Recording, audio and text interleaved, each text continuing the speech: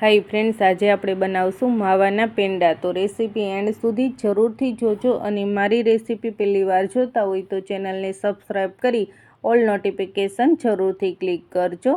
તો આપણે 1 કિલો માવો લીધો છે। માવો એકદમ સરસ ફ્રેશ અને તાજો જ છે। હવે આપણે આને છીણી લેશું। તો આપણે એકદમ બારીક ખમણ થાય ને એવી ખમણી લીધી છે અને માવો પણ આપણે કટિંગ કરી લીધો છે। આને આપણે ખમણી લેશું। આ રીતનું પતલું ખમણ થાય એવી ખમણી લેવાની।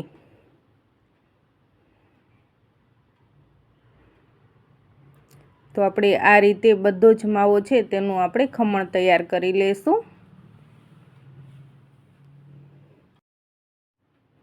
તો આપણે 1 કિલો માવો હતો તેને આપણે છીણી લીધો છે। આ રીતે સરસ પતલું એવું ખમણ તૈયાર કરી લીધું છે। આ રીતે કરવાથી આપણા પેંડા છે તે એકદમ સરળતાથી બની જાય છે। હવે આપણે પેંડા બનાવવા માટે આપણે ચાસણી તૈયાર કરશું। તો આપણે 700 ગ્રામ ખાંડ લીધી છે અને ખાંડ ડૂબે એટલું જ આપણે પાણી એડ કરવાનું છે। આ રીતે ખાંડ ડૂબે એટલું આપણે પાણી એડ કર્યું છે। હવે આપણે ખાંડની ચાસણી તૈયાર કરી લેશું। જો તમારા ઘરમાં વધારે ગળપણ ખવાતું હોય તો તમે થોડી ખાંડ વધારે પણ એડ કરી શકો છો। આ રીતે આપણે સતત હલાવતા રહેશું।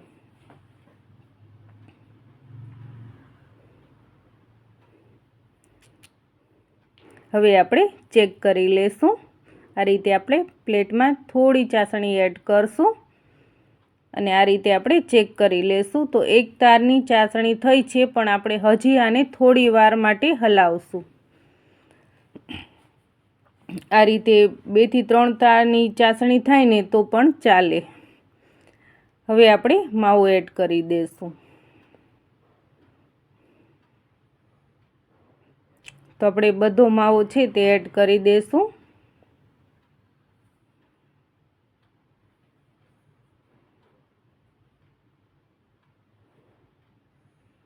તો આપણે માવો એડ કરી દીધો છે। હવે આપણે આને હલાવી લેશું।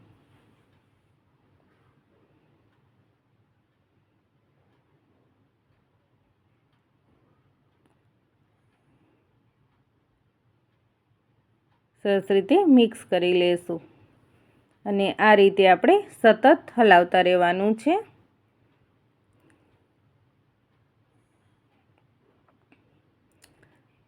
હવે આ રીતે 4 થી 5 મિનિટ જેવો સમય થશે એટલે બેટર છે પેંડાનું તે થોડું ઢીલું થશે।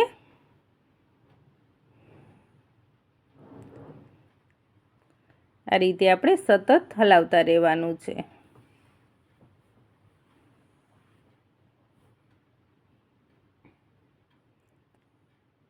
તો તમે જોઈ શકો છો કે આપણું પહેલાં કરતાં બેટર છે તે થોડું ઢીલું થઈ ગયું છે।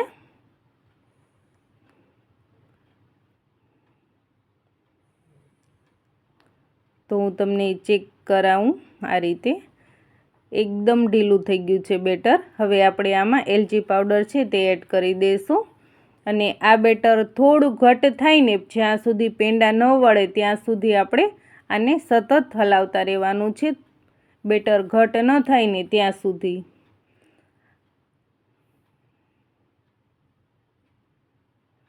તો આ રીતે થોડો સમય લાગે છે પેંડા બનાવતા।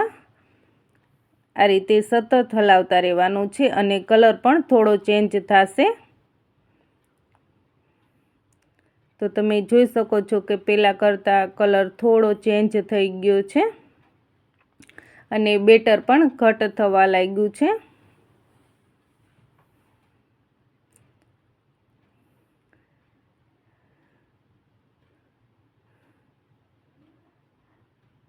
આ રીતે આપણે સતત હલાવતા રહેવાનું છે જ્યાં સુધી આપણું બેટર ઘટ ન થાય ને ત્યાં સુધી। હવે આપણે ચેક કરી લેશું। તો આપણે એક પ્લેટમાં થોડો માવો છે તે કાઢી લેશું। તો આપણું બેટર છે તે ઘટ થઈ ગયું છે પહેલાં કરતાં।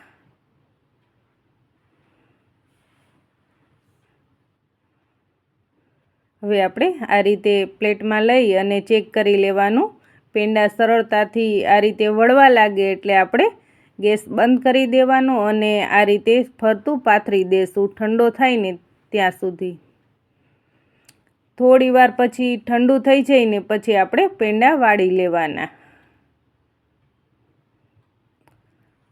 તો આપણો માવો છે તે ઠંડો થઈ ગયો છે. હવે આપણે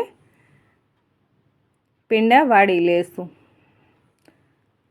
તો આપણે પેંડા બનાવવા માટે જરા પણ ઘીનો ઉપયોગ કર્યો જ નથી.